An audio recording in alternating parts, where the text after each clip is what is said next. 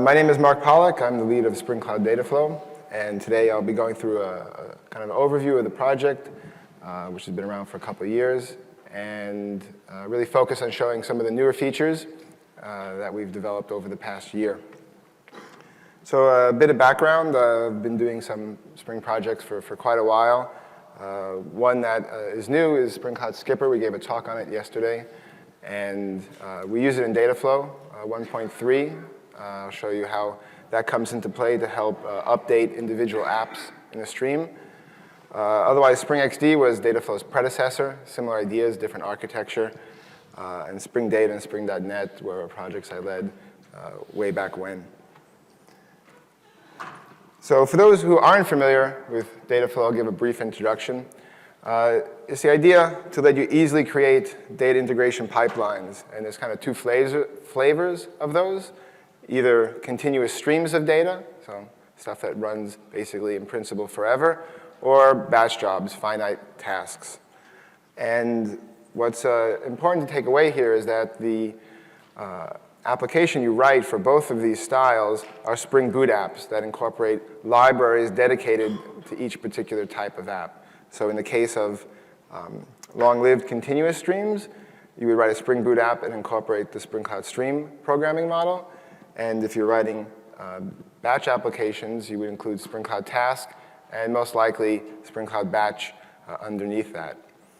So the ease of use that we try to provide is to help you do as sort of little as coding as possible. Obviously, it's not always possible to avoid coding, but we do that through a variety of mechanisms. One of the most important is providing both a textual DSL in a Unix pipes and filters format that lets you compose these pipelines. We'll see some examples of that. And we just recently introduced a Java-based DSL that lets you write code instead of writing textual representations of what the stream is. There's a designer. So much like in many enterprise application integration software packages that have a UI, you have a palette and you can drag and drop pre-built components onto the palette and connect them up in interesting ways. And then there's an administrative UI where you can see all of the streams that are running, all of the jobs that have run or are running, and control them and query them.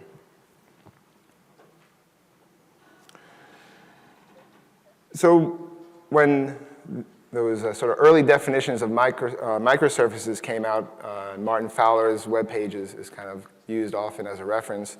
The idea was that microservices were sort of smart apps with dumb pipes, or they would connect over lightweight mechanisms, mainly not going through something like an ESB. But those lightweight mechanisms aren't really restricted to HTTP. So you don't have to think of microservices as only talking REST or HTTP. They can also communicate over lightweight messaging middleware. And that's really the focus of what Spring Cloud Stream aims to provide. You can call it event-driven based microservices that rely on pub/sub messaging. And what we provide with Spring Cloud Stream is these sort of opinionated primitives that are useful in this domain. So for example, in pub/sub messaging, it could be persistent or non-persistent. So we sort of automatically opt into it being persistent. And there are a few other kind of topics, such as consumer groups and how things can be round-robined off of the same topic that are important. But the idea is that for sort of classic enterprise application integration use cases, or stream processing, which might have things that are more like time windowing and some other sophisticated analysis, you would use Spring Cloud Stream. And so what I showed down here is really what a stream looks like from the point of view of Dataflow. It's really a collection of a source and a sink with an optional processor that are boot apps that use the Spring Cloud Stream library. They communicate over a message bus to do processing. So you can move data from an HTTP source, transform it, and then write it into a database, for example. It'd be a very common use case. And much like every other Spring project there's a lot of flexibility to customize it to various types of infrastructure. So this is sort of a little bit of a view into how Spring Cloud Stream is assembled. There's the middleware component on the left. and then what we call a binder that has inputs and outputs. And that is reflected in the programming model. There's an annotation for input, an annotation for output, and you send your POJOs to the outputs or receive them from the inputs. And the binder is the thing that gives flexibility to the middleware. Namely, you can use RabbitMQ, you can use Kafka. We have upcoming releases for Google PubSub. There's one for JMS already, Kinesis. So the programming model doesn't change, but you get to decide simply by including one jar, let's say the Rabbit jar, the Rabbit binder jar, and now everything works for Rabbit. Swap out that jar, use it for Kafka, everything works. If you want the input to be Rabbit and the output to be Kafka, that's fine too, just got to do a little more configuration.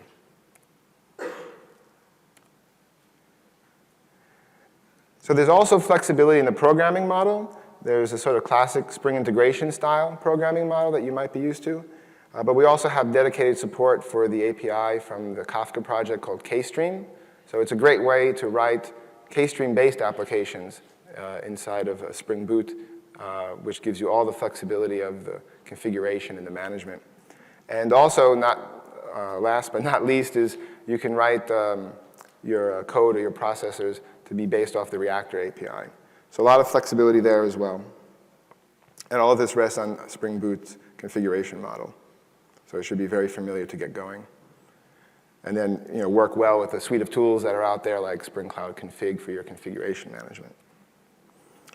So tasks are just short-lived microservice apps. Task is a very sort of small library. It tracks that something was started, and then it tracks how it ended, right? Its exit status. Spring batch jobs generally are wrapped as tasks, but you could write a task that like shells out to bash and does a bunch of stuff and then exits. And the common use case here is ETL between file systems and databases. And we'll have an example that shows this where the use case is that there's an FTP server and that at the end of the day you have to download all the files and put them into a database, right? And do some processing on them and so on. So it's short-lived, and it's very often focused on file-based data movement or database-to-database movement that happens periodically. So the way data flow is architected, there's a server that exposes a web API, and you can access that web API, of course, through curl, which is useful for sort of people who aren't coming to it from our shell, which in turn has a Java API. The shell is based on Spring Shell, so it's very interactive. You can tab complete pretty much everything that you need to do to get assistance in completing your commands. And there's also the UI we call Flow, which is the designer I was talking about. So you have commands to create streams, create tasks, and then what's very important is that when you want to actually run this somewhere, you can run it on your local machine, and that's very useful for development purposes and very easy. I'll be demoing a lot of things on the local machine. But more importantly, you can then pick an implementation of the Dataflow server that talks to and knows how to deploy these apps to either Cloud Foundry, Kubernetes, or Yarn. There's about 3 or 4 other deployers. This is under a family of projects called Spring App Deployer. There's one for OpenShift. There's one for Mesos, but I think these 3 here have become the sort of most popular ones that people are using in production. So you create stuff on the left, you say deploy, and off it goes to a platform on the right. Another big thing we did the past year is we rewrote the entire UI in Angular 4. So now it's faster, cleaner, better, more modern, all those good things you'd expect from upgrading your JavaScript stack. And we really hope to push that forward and really provide a lot more ease of use in the UI as we go forward. So the idea is to make you productive, right? To make you productive in building integration apps and building batch applications. And one way we do that is by providing a whole bunch of apps that you can use out of the box as sources and sinks. And I'll kind of walk through some of this in the UI in a moment. But eventually, you have to write some custom processing code. And what's great about that is you can just walk over to initializer, select, for example, stream rabbit, set go, and now you're kind of on your way, and you can follow a little tutorial that will say, oh, given this type of input, where do I send the output? And then register that with Dataflow as an app, and off you go. So hopefully, that's like a very quick experience, and you can really start to, when you're doing POCs, really see the value very quickly of this model. So I'm going to give a tour of the UI and then do a more elaborate demo of Twitter sentiment analysis. So let me pop on over to that. So I'm running a server here locally, and there you go. I can't help but not show this because it's the T-shirt font. So that's cute. And over here is the shell, which I'll make a little bit bigger. And I've issued one command already, which is our latest releases of these out-of-the-box apps. You can import them at that URL. So when the server starts up, it doesn't know about any apps, because we didn't want to sort of pollute your universe, right? We've learned lessons from the past that if we bundled apps in the server, then corporations would do their due diligence, and they say, well, it doesn't look like the license for this app is good, but we don't use it. So we just yanked it all out. So now it kind of comes with a clean slate, and you have to import the apps that you want. But we give you convenience URL. Let's make it a little bit bigger. So these are, let's see, a whole, I didn't import tasks.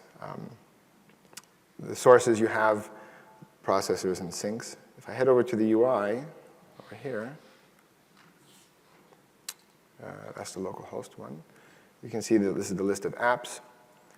Here's the streams, of which there are none right now. And this is that palette I was talking about. It's fairly simple. There's all the sources, sinks, and so on over here. So if I do time, which is just something that emits the time, and log, this is the canonical case. I can connect them. Make it a little bit bigger so you can see. All right, so this is very simple linear flow. And what's really cool about this is that this is the textual DSL, and this is bidirectional. So you could type, and it creates the representation in the UI, or you can drag the components, and you get the textual DSL. So for example, if I put the filter in here, then there's a filter.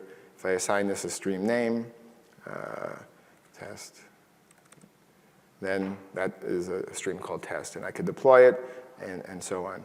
And it's very common, at least a lot of our examples, I think, kind of show this very linear flow.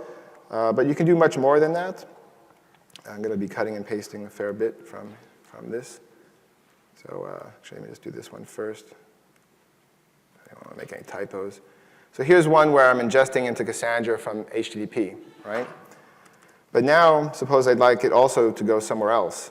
So what I can do is I can reference that stream called ingest Cassandra and say, at the end of the HTTP output, now those messages should also go to a filter, and they should be written to HDFS, for example. And you can kind of keep on going with this. Right, there's another one. And you can do it at any level. So for example, in this case, I'm just going to do it after the transformer that's heading to MongoDB. So, oops, I gotta scroll this one. So you can see you can have a nice sort of branching out, and this is like kind of the benefit of pub/sub messaging, where you could tap in at any point along the way and get access to the data. And when we do the Twitter sentiment example, you'll see that an example of this as well. The other thing that also sort of isn't obvious from the topology point of view is how you can write to name channels, or that's what we call them. Really, they're just topics under the cover, the same Kafka. So there's basically HTTP going to the topic called combined data, right? And so, oops.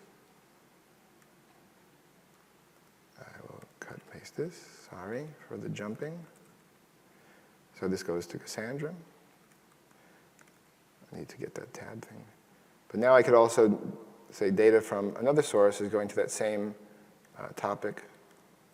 Oops. Right? JDBC, goes to the same place.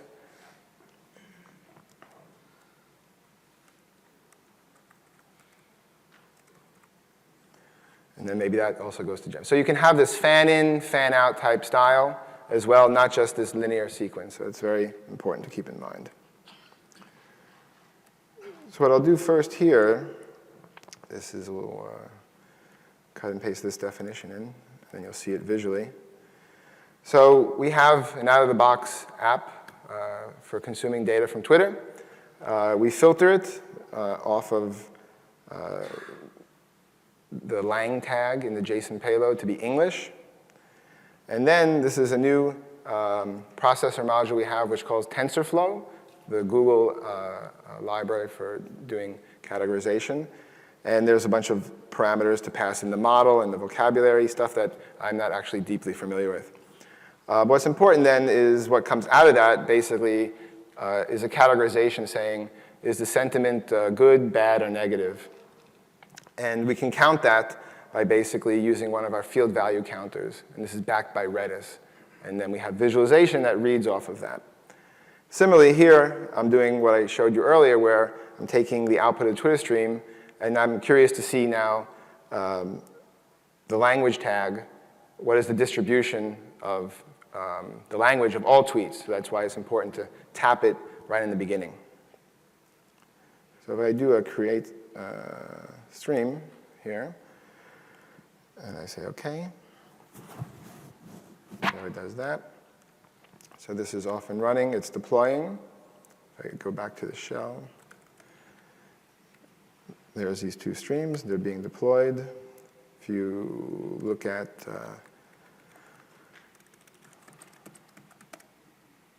oops, got to give it a number. What? Let me just do JPS. Oh, I'm in a bad directory. There we go. So these are all the apps that get deployed on my local box for that. Maybe it's easier to do this.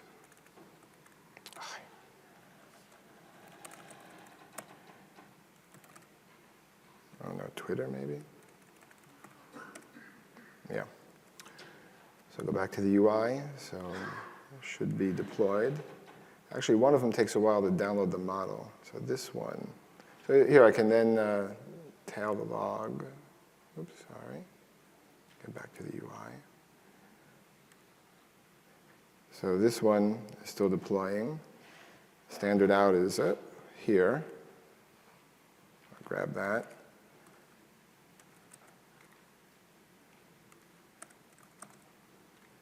Really? Oh.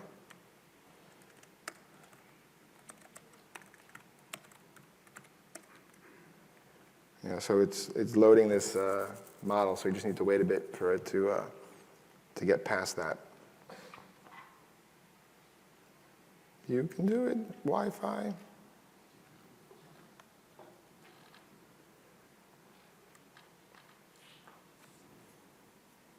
In the meantime, let me flush the database.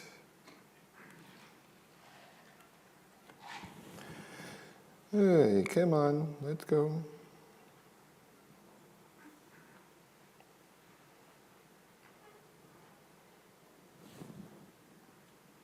It should.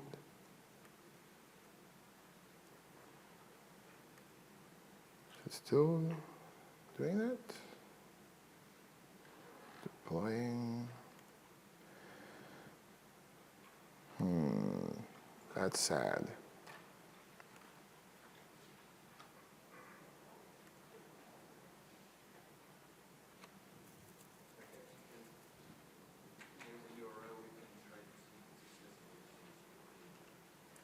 Oh, yeah?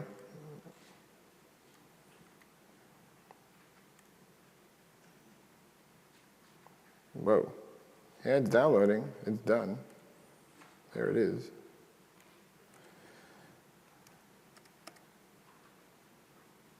All right, there. Don't know why it took that long, but now it should be okay.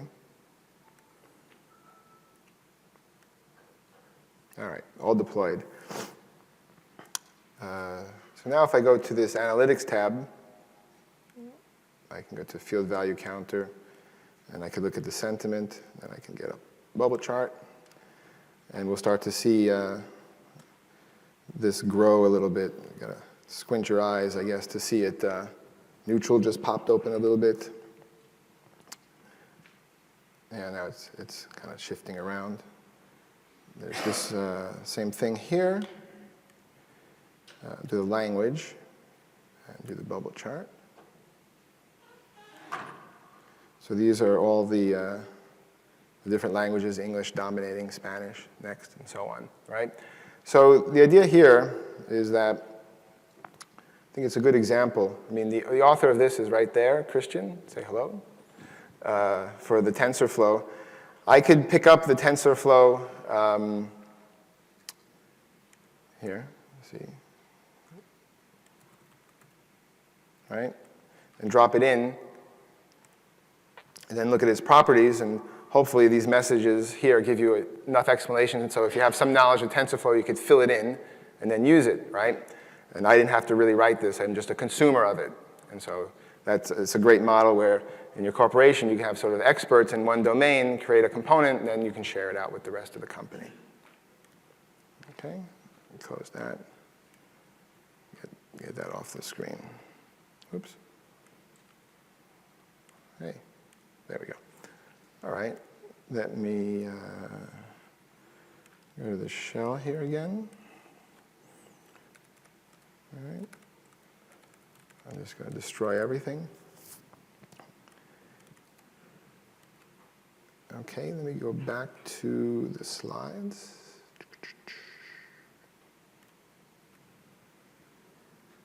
So we did that. Oh, I should have showed this earlier, I guess. This is what we just did, right? Where you see those just cutting and pasting from the UI. This is probably worthwhile to walk through because maybe it's not clear if this is sort of your first time seeing it. You submit this DSL to Dataflow, so it gets posted to the server. And then what's important is that registration process is the linkage between the apps and the names, right? So anytime you see a Twitter stream, it maps to a boot app. And in particular, when you see the pipe symbol, we have different flavors of apps that are pre-compiled either with the Rabbit binder or with the Kafka binder. So the pipe symbol basically represents whatever messaging middleware you're using at the time. So the same thing, filter maps to the filter boot app, predict maps to the predict boot app, and so on.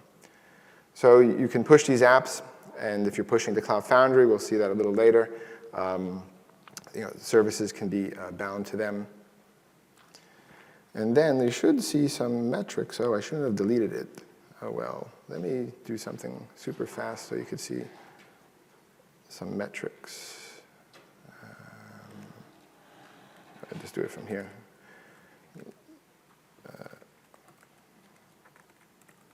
The famous TikTok example. We'll see it later as well. So if I go to this UI, look at the streams. So this should be deploying. And eventually this will be deployed, and then you'll see some message rates, which in this case will probably be 1, because that's the default value for how often to emit a tick message or a timing message.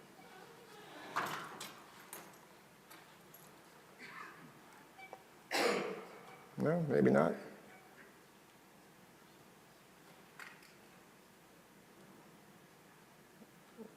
All right, I guess I screwed something up there. Anyway, let me just move on. Stream, delete.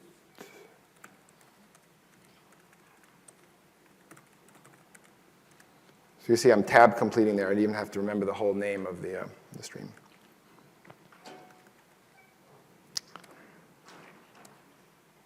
Okay. Oops, yeah, so what I want to show now is the Java DSL. I'll just pop into IntelliJ. Hopefully the right one. Yep, here it is. So this is a sample app we ship. And there are 2 styles to the DSL. So this is basically picking, you want to use this definition style or the fluent style. I'll walk over the definition style first.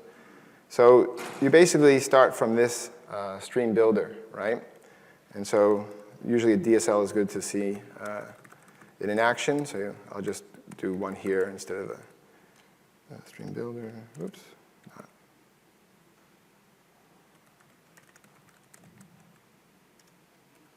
Oops. Okay, so now when you hit, why is that? Oh, stream. There we go. So all you can really do here is name. So you're kind of guided to give it a name. So you give it TikTok. Now you can give it the definition. So time, pipe log, still the textual type stuff. So now we're done with the definition. So now you have to create the definition. And now you can deploy it with no properties or deploy it with properties. And so that's basically it, right, for this style. There's another style, which we call more fluent style. And what's interesting about this is that you give it a source, any number of processors, and a sink, right? So if I do, just to type it out again, woodchuck 2, right? So you can start with the source, and now you give it, you might be saying, what the hell is that, right? So what's cool about that is source is a stream application that's been auto-wired, right?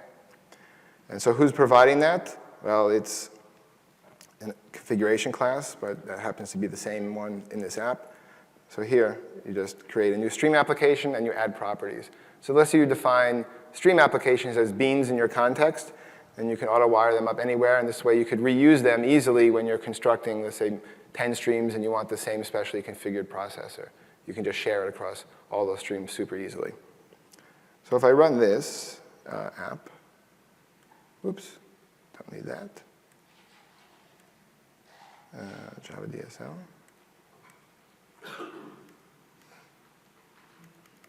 Why can't I switch tabs?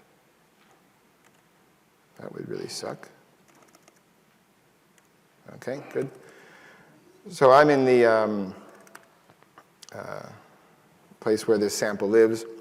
So if I do a stream list now, stream list, there's nothing. And I'm just going to run this app. ASCII art for the win.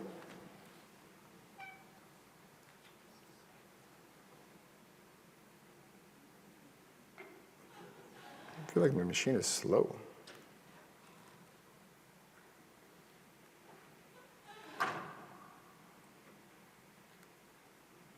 What did it do? That's so bizarre.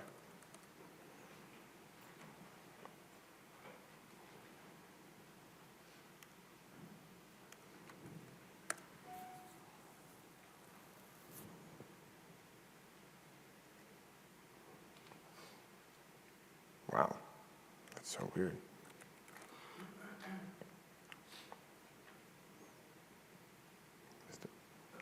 The Wi-Fi would matter.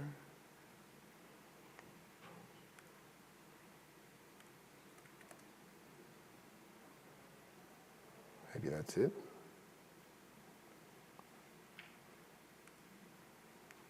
I think there's some bizarre networking thing going on.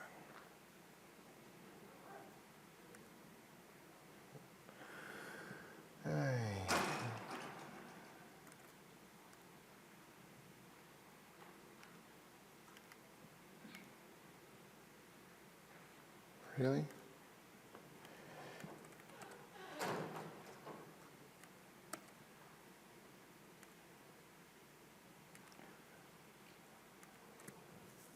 Strange, because it still should be the local host. All right, let me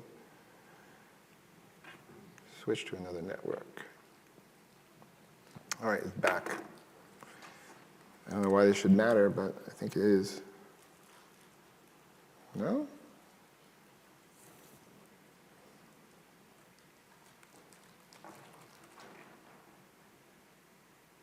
No, I think it's still not working.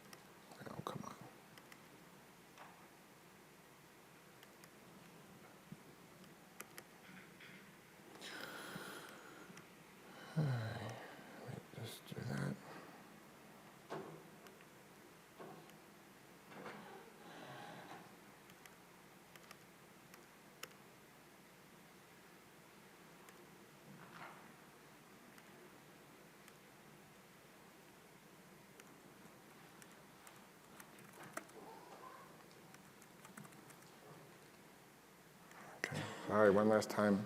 Oh, it did work. I don't know why it needs the network. So I think it already deployed. Let me see. Stream list. Yeah, there it is. Bizarre. OK. So what this is doing, it's waiting on this server port 9900. It's going to split the words, and then it's going to put them to a log. And because I've run 2 of them, where is it here? Deployment properties. Create deployment properties. See, I've done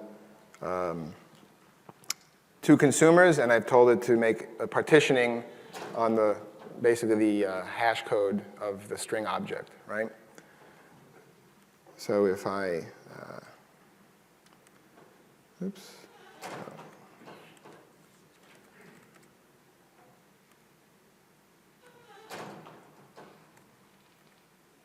Oh, this is an old one. Yep. Where was that?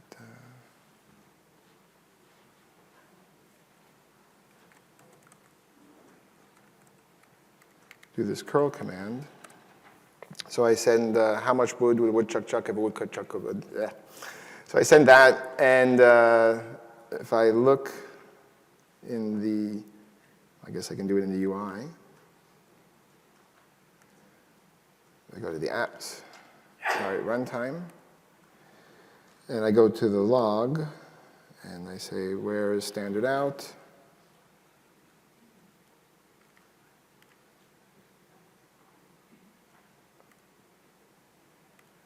I'll cd to that directory. Okay. And then if I do tail, you'll see how chuck go there, and you'll see the rest of them go to the other one.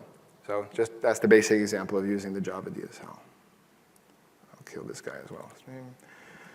Destroy chuck. All right, let me pop back here. So one other demo I'll show you to give sort of fair treatment to this and show a batch example is around file ingest. This is one that we started developing on the behest of that man right there, Luke. So we can provide you easy to use samples for customers. So imagine there's an FTP server sitting somewhere, and you want something that's going to listen for new files, basically, right? So it's going to list what's there. When there's something new available it hasn't seen before, it's going to basically create a request to launch a batch job. And which batch job to launch? This one we call batch ingest. And it's sending this request to launch a batch job to this topic called files available. So something else is listening to that, another stream, and it's going to launch the task. So basically it's going to launch that batch ingest, which is going to load it from the CSV file into the database. And so that batch ingest task runs, and then you get data in your database. Oops. So let me kill that. So you see right now we have no jobs. And if I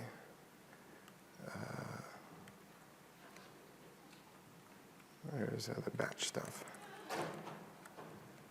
Yeah, so first I need to, so this was written using Kafka, so I'm going to just replace all those guys with Kafka.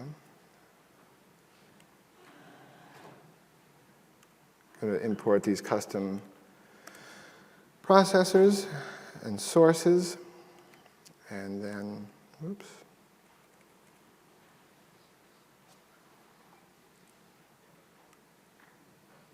I'll walk through this in the UI after I paste it in. Okay. So here are the streams. So SFTP lister, this is the thing that's listening to a FTP server. In this case, it's my local file system. This guy is what's creating the request, and essentially it's going to be looking in a directory. There's so much password information here that's making it noisier. But the local path is, where is it? Can't even find it now myself. Oh yeah, ingest source, it's so small. So anything that is in this directory ingest source on my laptop is what's going to get slurped up, right? And then this is what launches the job. Okay, so let me just deploy that stream over here. Okay. So this is sort of my work area. So I have sample data here. Right? Probably I need to refresh this guy first. This is my thing for reconnecting. Refresh. Yep. So I have like 5 names here, right? So the ingest directory is sitting here. So if I just copy my sample data to ingest source, then go to jobs. See that one should have kicked off, hopefully. There we go. I go back to my little browser thing, database browser, refresh. I'm sending people data over. So you see there's 4, right? 5 people. I'll do it again, this time with like a boatload more. Sample data. Was it name list? So just tons of people. Ingest source. Oh, sorry. Sample data. Name list to ingest source. And this one will take a little bit longer to run. So it'll be started.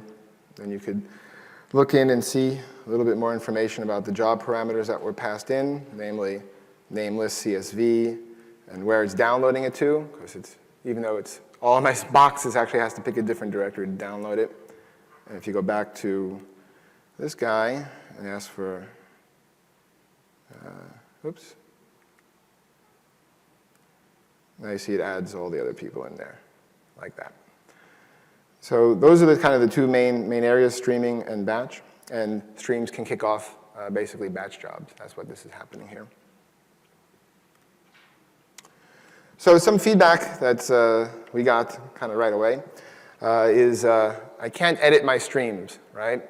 And what that means is if I change deployment properties or application versions, the only sort of primitive we had was deploy and destroy. There wasn't that middle ground to change one thing. And people did all sorts of workarounds and weren't completely happy with it. And so that's the big feature, one of the big features in Dataflow 1.3. What they would do is they would kind of use the native features of the platform to do a sort of blue-green style deployment. So a more concrete example of what I mean by a stream update is imagine you have this stream, HTTP, my custom business logic, and then JDBC is the sink. And your business logic changes, not even properties, like literally code has changed, right? Different functions. So now you need V2. So what we really like to do is just swap out that one in the middle and leave the other 2 running. And so that's what we're providing, and we're leveraging this other project called Skipper, which is the project that handles the sort of heavy lifting of managing the lifecycle of a boot application. It also adds a feature to search for existing boot applications that you register with it. So in your mind, you can think of it as like apt-get for boot apps, right? Something like that.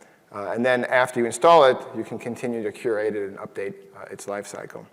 So you can use it standalone, you can use it in a CI pipeline, and we use it with Dataflow to deploy streams through this server. So this is inspired by Kubernetes style naming. A lot of the ideas came from some projects in that community. Since everything there is named after nautical references, I picked the childhood favorite television show Skipper, the character in Gilligan's Island, and now he's your navigator for deploying boot apps. So the architecture now with Skipper, you can still deploy streams just like I showed. I was showing you Dataflow 1.3. You talk to the Dataflow server, and then on the fly from the stream definition, we create something that's known to Skipper as a package. That's basically the description of the app, its application properties, its deployment properties, and most importantly for us right now, the version.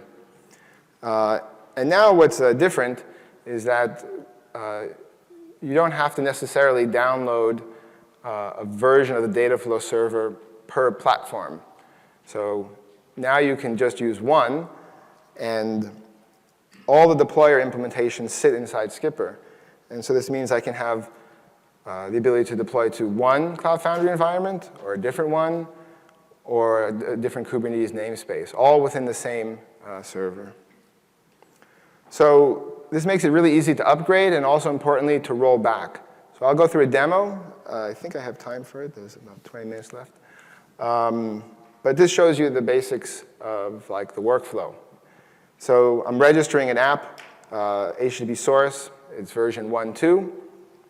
And I'm registering another app. This will exist in Maven repositories, version 1.1, right? So it's important to keep in mind this log sync is at version 1.1. So I create the stream just as before, but now instead of doing stream deploy, I'm going to deploy using Skipper. So the command now is stream skipper deploy. And that's pretty much it. Off this goes. So imagine now I've made an improvement to the log sync.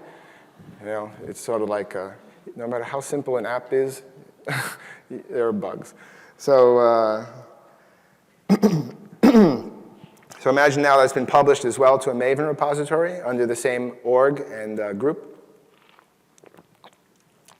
And so now I can call the command skipper update, and now send in a sort of new top-level property called version. A version of what? Version of the log app, and say it's 1.2.0 release. And this is going to go through the process of bringing up 1.2.0 of the log app, killing the old one, and then keeping track of everything. So now, if for some reason 1.2 is bad and you want to go back, you can just issue this rollback command, and it goes back to the most previous version. So I'll show you that now. Okay. So I should probably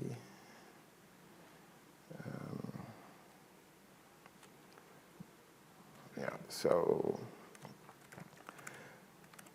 there's a command to list the platforms you have available. Oops. Oh, I should switch to. Sorry, I'm not running that version here. I'm running that one on Cloud Foundry. There we go. Yep. So I'm pointing to a data flow server, and corresponding as a Skipper server running in Cloud Foundry. That's over here. I can just show it to you real briefly.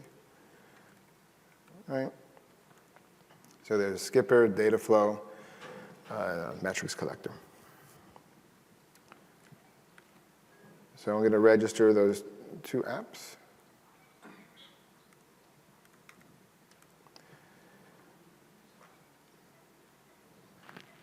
Okay. So the important thing is here, I've registered log. I'm using time, so it's easier to see at work at 1.1.0.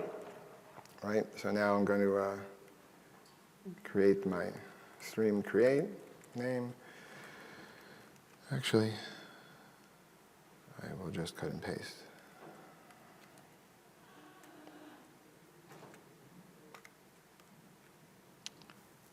All right. So now the new thing is when I say deploy, I'm going to select one of the platforms it knows about, right? So I have to say platform is PWS, where it's running. And so now it's going to spin up these two log with a dash V1 and log with a dash V2.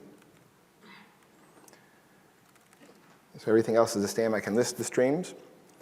And what is done under the covers is created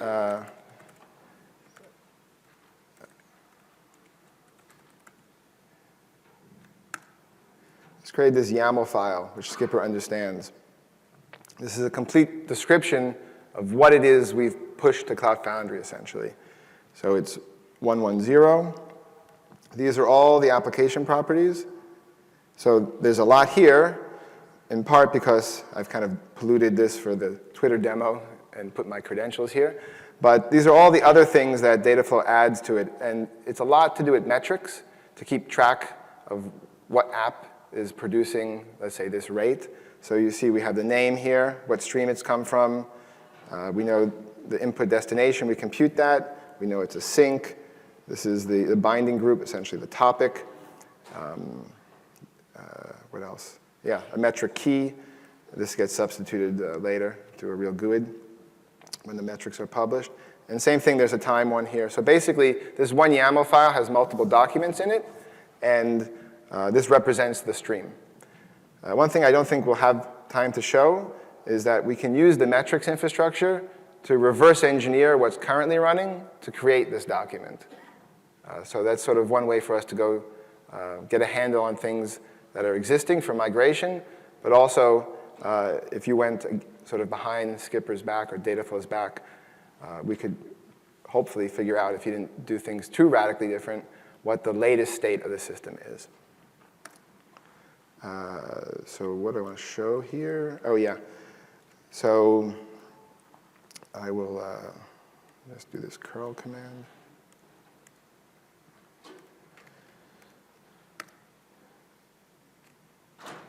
Oops. Oh, that's the time app, sorry. So there's log, and log actually had a bug in it. It didn't report back what version it was. So take it on my faith that this is version 110, right? And if we hop on over to this log sync, yeah, we'll see a time message every second, right?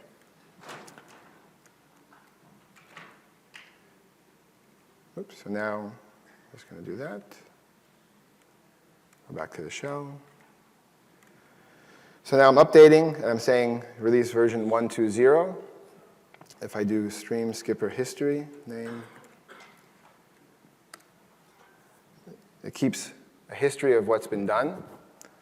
If I look at the manifest now, stream skipper manifest name. Now you have to give it a version, so I'm going to look at 2. Actually, it would have been the default anyway. Now if I scroll up here, you see this is 120 release. And if we go back to the space here and wait for this guy to start up, and I'll just get the curl command ready.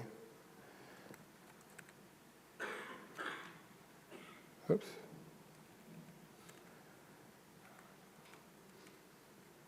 So let's wait for this to start.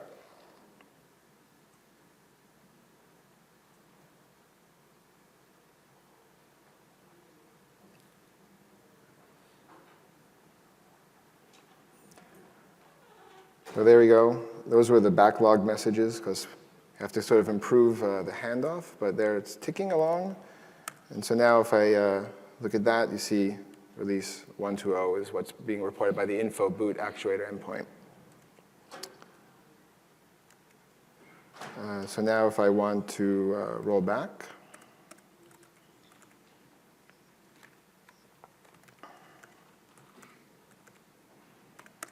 right? I think maybe in the interest of time I won't show it, rolling back. But you get a V3, right? So not that you've rolled back and you didn't keep track of it. It's a new version, just happens to be the same underlying Maven version as the previous one. So stream, skipper, history. So there's the 3 versions. And same thing, stream, skipper, manifest, name.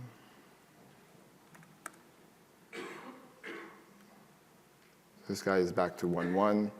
So when I do the curl command, when this guy finally runs, we'll be back to the buggy version that has nothing listed in its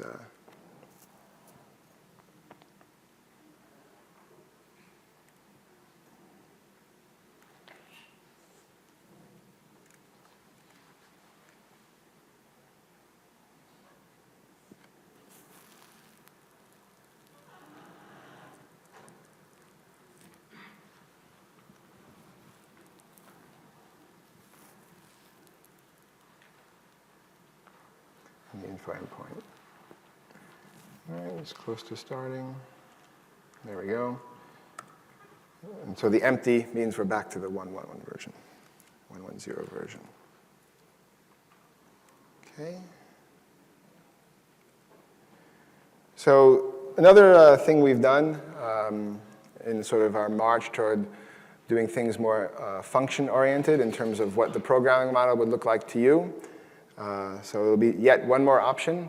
For example, when we're talking about a stream application, in this case, it will also apply to batch, where you could use a Spring integration programming model or K-streams or Reactor.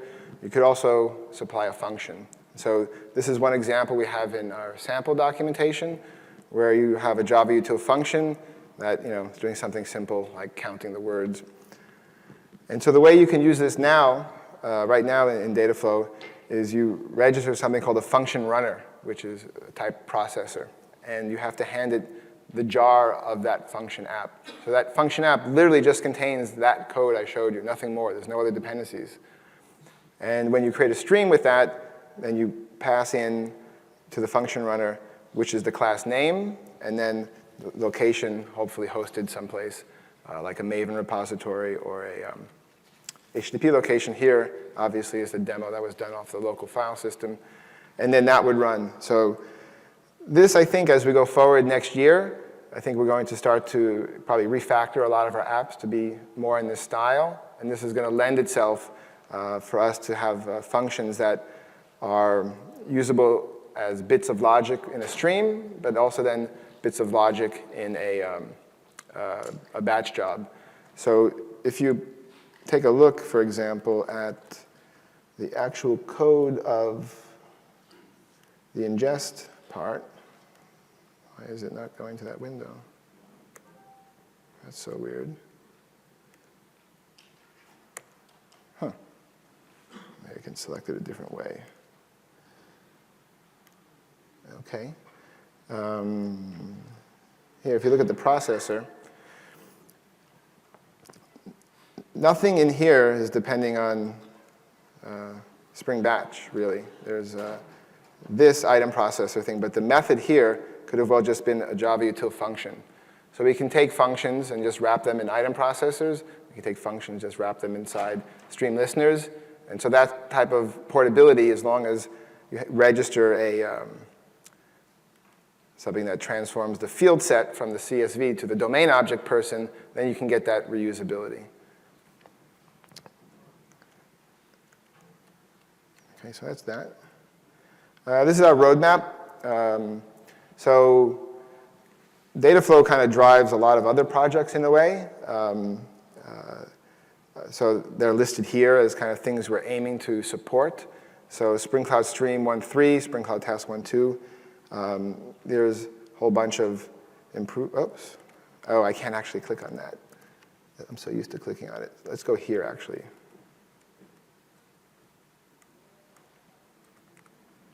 Oh, not in my history.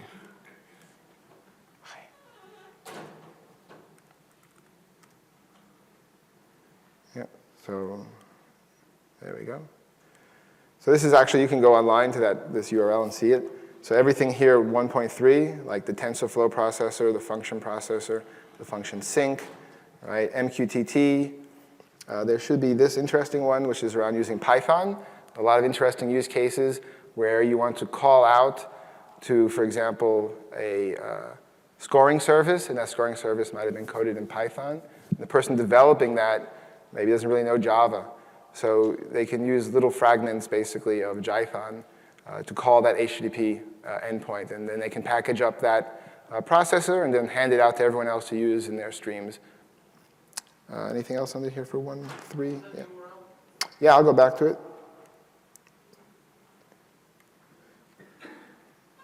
Yeah, there it is, buzz, cfapps.io.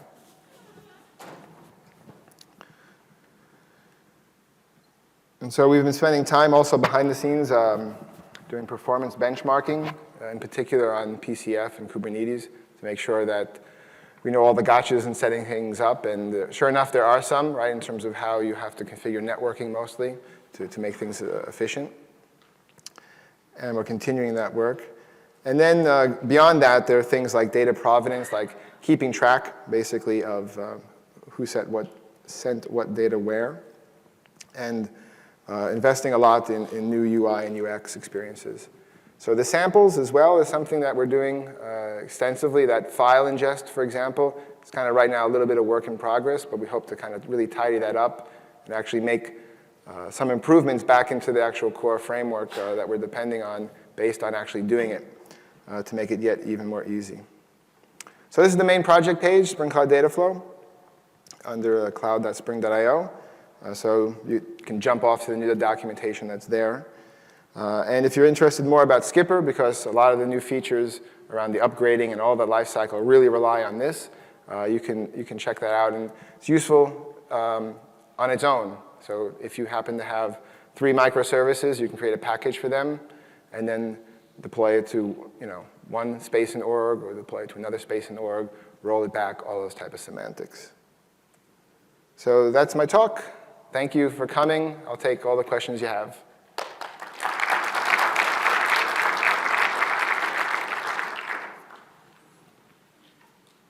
Yeah, in the front. Can you explain a bit more about batch jobs running and tasks, if I understand it correctly? Yeah, so the question is, can you explain more about batch jobs that are running as tasks?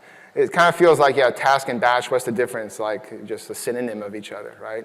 So Spring Batch existed, a long time ago, 2005. Everyone kind of knows the term batch. But, let's say on Cloud Foundry, when they introduced tasks, right?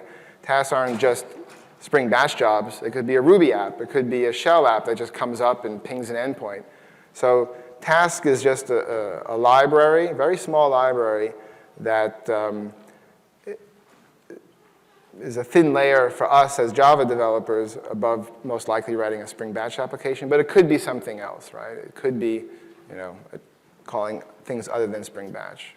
So for example, we have some that start a Spark job. So it's a task that just has a client library that starts a Spark job. You're welcome. Yeah, question there. Can you schedule when these run? Oh, wait, let him go first? Yeah. Typically, when you run like an old-time Spring Batch job, Yeah. one process, with the new Spring framework coming out for Spring Batch, the idea of having masters and tasks, each task will be launched in a separate Diego cell within the cloud, which means you can spread out the servers. Yes. Batches more efficiently by using tasks. Yeah, so I don't know if it's a question or an assertion.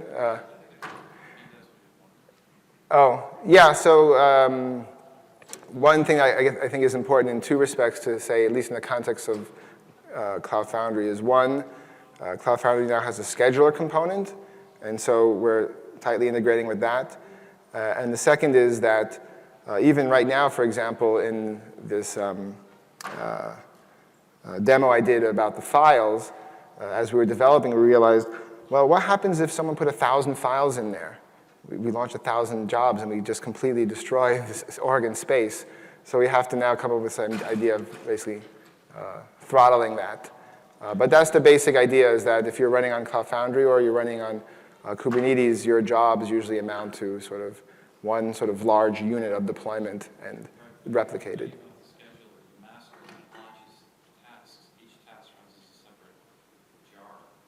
Yes. Correct. Correct. I think what you're talking about probably is the partitioning that Spring Batch offers, yes. So you're correct, you can do that.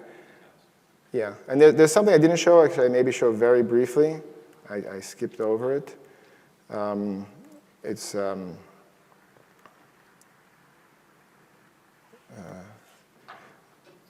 create compose task here. So it's sort of along the lines, I didn't register any here. I'm not going to do it right now because we're in the Q&A, but if you want to come up afterwards, this is basically a graph that you can make. Actually, it'd be very easy to just open up the docs and show you a picture there.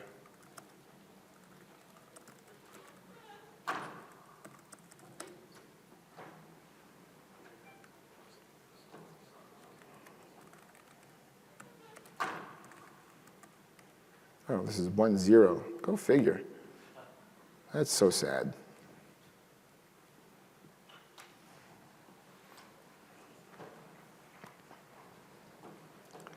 Here, tasks, compose tasks. So if you have multiple batch jobs, you can then string them together using a DSL or using the graphical tool to say, run this batch job, then if it succeeds, run the next one. And you can do all sorts of switches based on failure or completion. And you can run things in parallel and then wait for them to join at the end. This is the splitting part. Yeah, this is maybe a better example, right? So all these patterns you can do with batch jobs. Yeah, you had a question? Yeah, can you schedule them, say, or don't run between, midnight and 4 a.m. or I think right now, I have to refresh myself. Sabi probably knows the answer better than I, but I think it's basically a cron expression right now. I don't think there's yet like a calendar to exclude. I don't know if project manager Sabi's here, or you might know, Gunnar? Yeah, but I think it's simple, right? It's like, here's a cron expression. It's not like knows about holidays and stuff like that. Okay. Yeah. So there's sort of this bizarre, I guess, evolution we're going through. You can run courts, and you can schedule anything you want, and we have an HTTP endpoint where you can launch a job. But a lot of people want that baked into the platform and say, why am I burning an AI instance in Cloud Foundry to run a scheduler? It should be baked in. So the first version of that is just becoming available on Cloud Foundry, and it's not the full feature set. But I think it is based on courts anyway, so I expect as time goes on, the PCF scheduler will have more and more functionality. But probably if you go to the booth, they'll be able to answer your question better about like the roadmap for the scheduler. I think I saw you first there.